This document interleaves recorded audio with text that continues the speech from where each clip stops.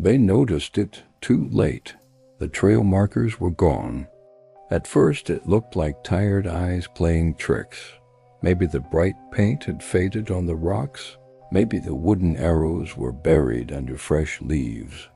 But as the group stopped and looked around, the truth landed heavy. The familiar signs that were supposed to guide them through the ridge simply weren't there anymore. The trail felt the same, yet stripped of its landmarks. It was like walking through a stage set where someone had quietly moved the props while they weren't looking. The air was thin and still, carrying no sound except their own breathing. They stood at a bend where, on the map, a clear red triangle should have been nailed to a pine. They remembered it vividly. One of them had even leaned against that very tree during a break 2 hours earlier. Now the bark showed no trace of nails, no scar of paint. Just bare wood, like nothing had ever been there. They checked the map again, unfolded and creased by sweat.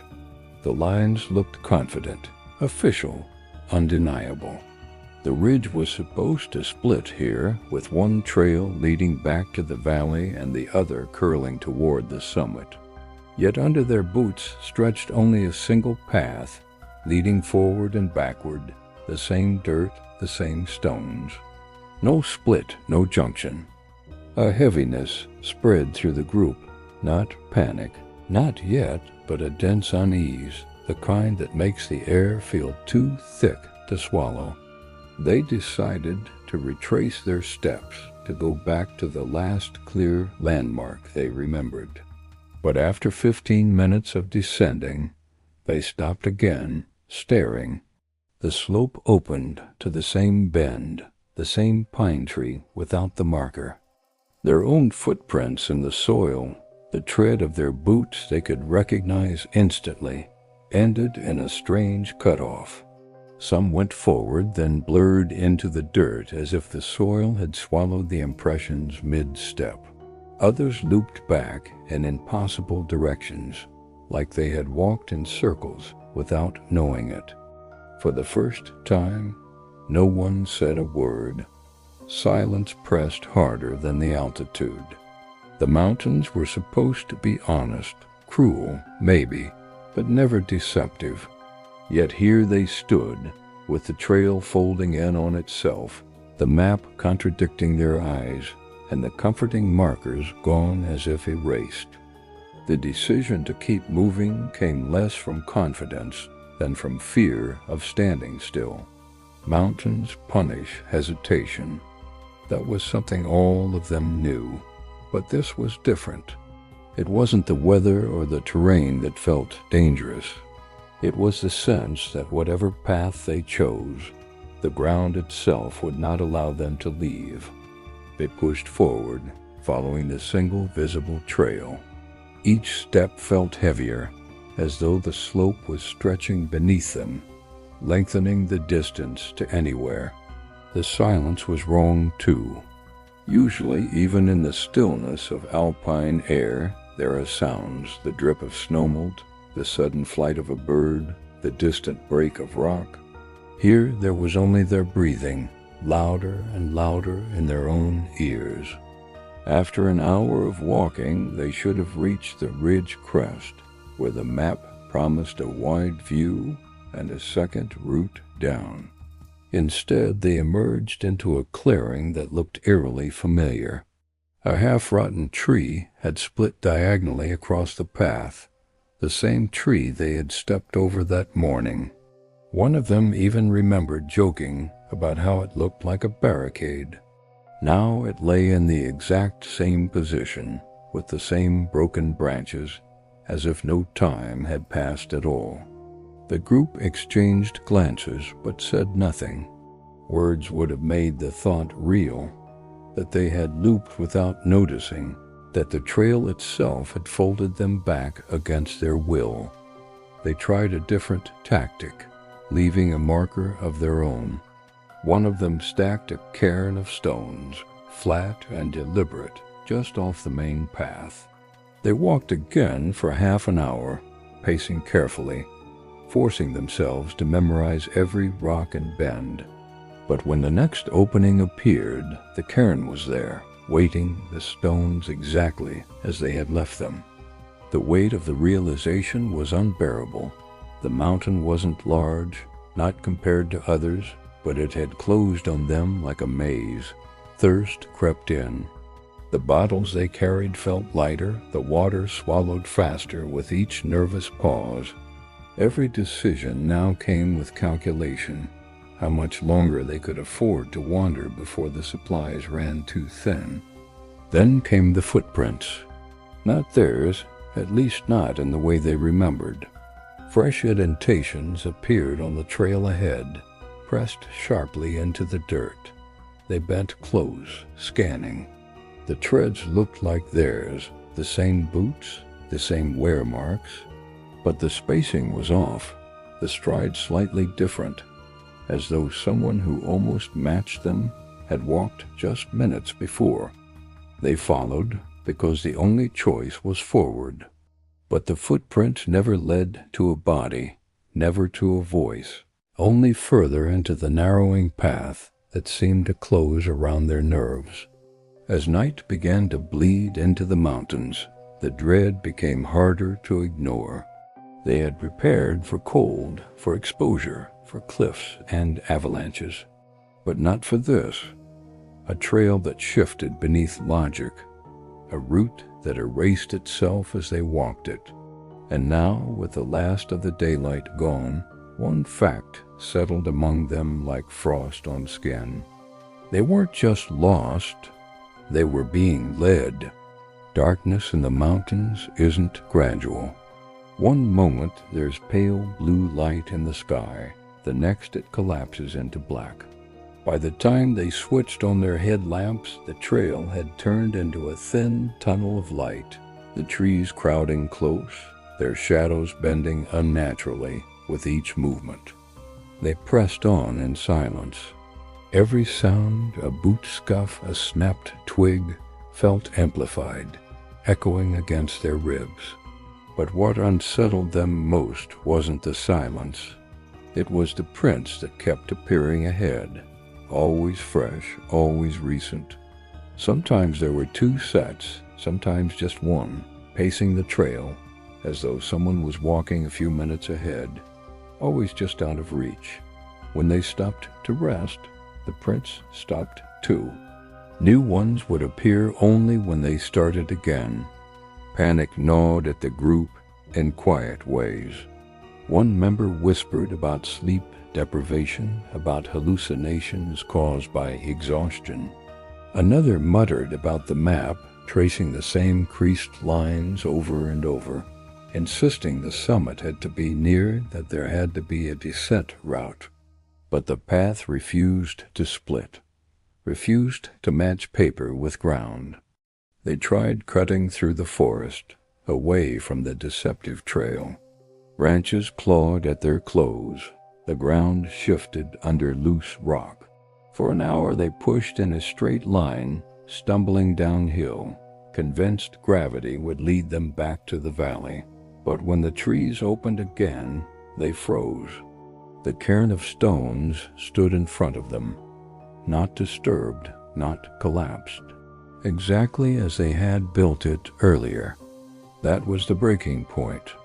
No one said a word as they sat down, backs against the trees, light beams cutting trembling arcs through the dark. The mountain was small. They weren't hundreds of miles into wilderness, and yet the terrain was folding them back on themselves in ways that maps couldn't explain. Morning brought no comfort. Hunger made their hands weak, thirst burned at their throats. The footprints remained, circling them like a cruel guide. Each attempt to escape led them to the same bends, the same tree, the same cairn. On the third day, they heard voices, distant at first, drifting up from the slope.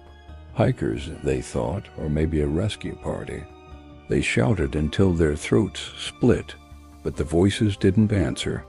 They only passed, echoing faintly, then faded. When the search team finally found them a week later, Only 2 of the group were still alive. They were crouched in the clearing, dehydrated and incoherent, surrounded by dozens of overlapping boot prints in the dirt. The rescue leader said quietly, almost to himself, that he had been on this ridge before. He remembered the painted markers nailed to trees, the wooden arrows, the bright triangles. But years ago, after several disappearances, the Park Service had removed them, not because the trail was unsafe, because the trail was impossible to map. Every year, it shifted just enough to make paper useless. The only warning left for newcomers was unofficial, passed through local guides. Never hike that ridge after dark. The trail had a way of pulling you back in, step by step, until the mountain decided you weren't leaving. The storm had pressed down on the ridge all night, leaving the world muted and colorless. By morning, the snow was waist-deep in places, sculpted into hard ridges that broke under their boots with hollow cracks. The 4 of them, Daniel, Claire, Mason, and Rob, had pushed higher, convinced that the pass was close, though none of them spoke with much certainty anymore. It was Daniel who first noticed the object sticking out of the drift. At first he thought it was just a torn pack strap or a strip of fabric caught in the ice. But when he pulled at it, the snow crumbled and revealed a book. Its cover stiffened by frost, the pages swollen and warped with moisture. They carried it to camp that evening, brushing away clumps of ice. Mason crouched nearest the fire, prying it open with gloved fingers. Ink bled across the paper in wavering lines, but the words were still legible. The journal described a route, a climb, weather conditions. Whoever had written it had been on this same trail, perhaps days or weeks before. The tone was clinical at first, the kind of careful note-taking that mountaineers use to keep track of elevation, wind, rations.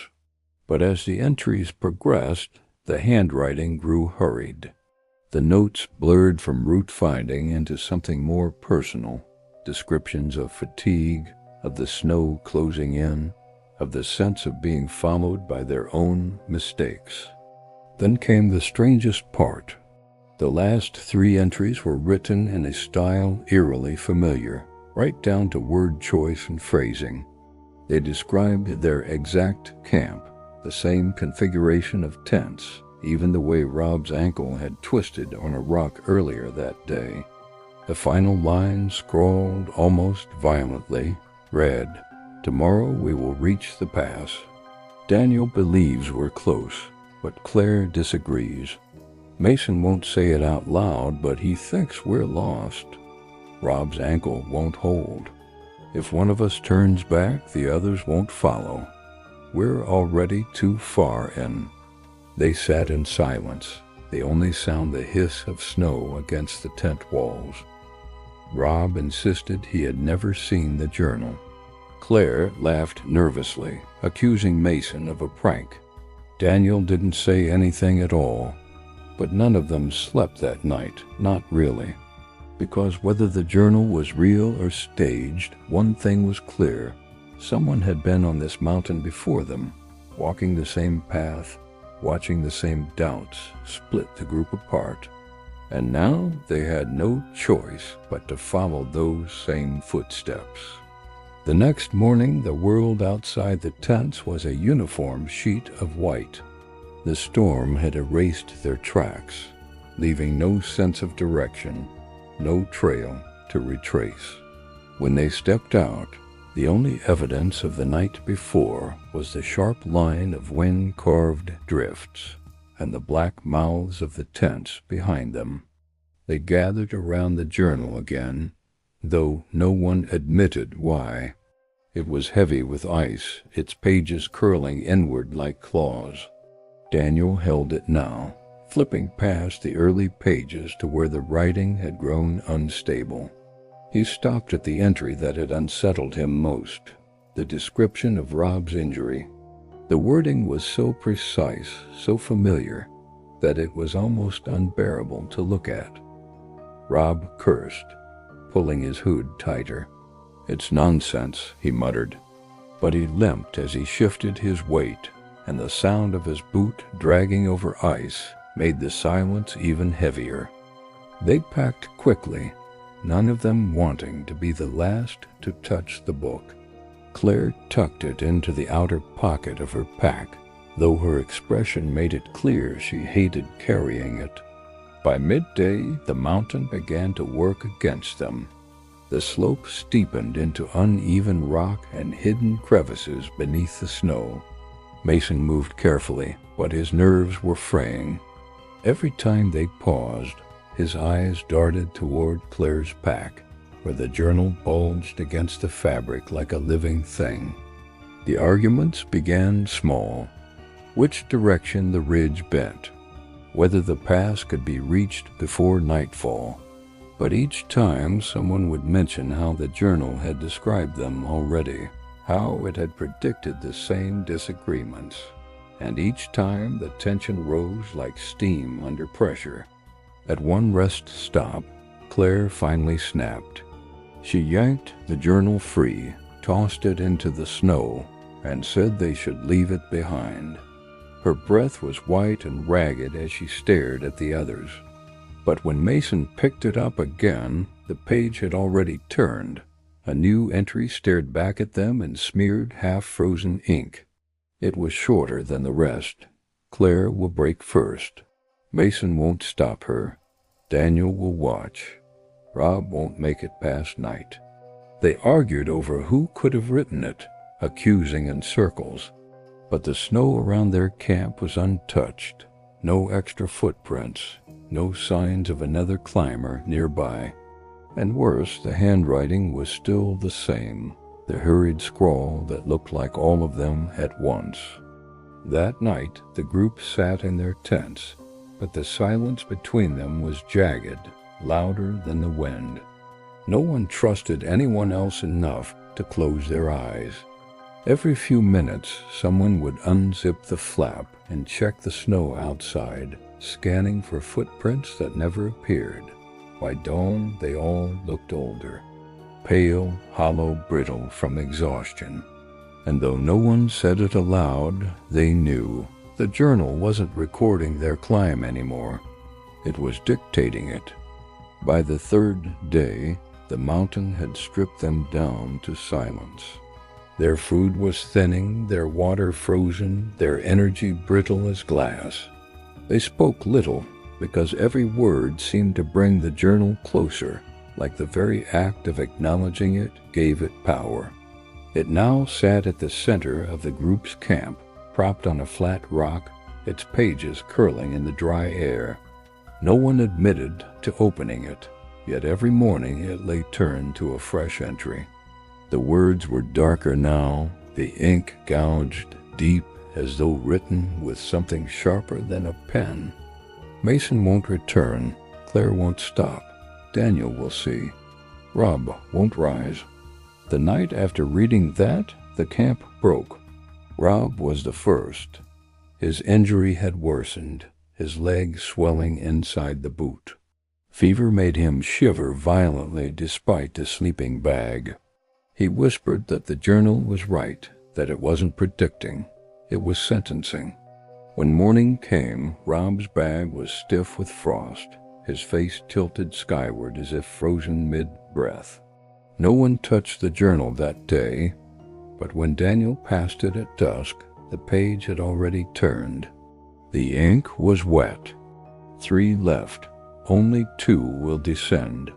They carried Rob's body into a shallow drift, though none dared bury him completely. The snow would claim him soon enough. Then, without a word, they began to climb again. Not toward the pass, not toward safety, but upward, as though the mountain itself was pulling them. Claire cracked next. She tore the journal from her pack and hurled it into a ravine. her screams scattering like birds in the thin air. For a moment, relief washed over them all. The weight was gone. But that night, when they pitched their tents on a narrow shelf, the journal was already there, lying by the fire pit they had carved from the snow. No footprints led to it. No sign it had been retrieved. It was simply waiting. Mason refused to look. He curled in his tent, muttering through the nylon, swearing he'd rather die than read another line. Claire stayed outside, eyes locked on the book as if it might move closer if she blinked. Daniel was the one who broke the stalemate. With hands that wouldn't stop shaking, he opened it. The last page was written, though the ink seemed to glisten fresh. Daniel will finish this. The words dug into him like hooks. For the first time he understood. The journal had never been an account of their journey. It wasn't recording events as they happened. It was demanding witnesses, forcing them into its pages one by one, until only one remained to carry it down. When dawn came, Mason's tent was half buried, the figure inside unmoving. Claire was gone, her tracks leading only a few meters before vanishing into the snow as if she had been lifted into the air. Daniel packed alone. The journal was already in his pack, though he swore he hadn't touched it. Each step down the ridge felt rehearsed, like he was following a script he had no power to change. He would be found days later, half-conscious near the valley floor, frostbitten and delirious. Rescuers would call it a miracle he survived. They carried him down to the village hospital, fed him broth, wrapped him in blankets. But when the staff searched his belongings, they found only a single item wrapped in ice-stiff cloth. A weathered journal, pages filled with names and endings. The final entry stopped them cold. He will tell the story. You will listen. And then you will be next.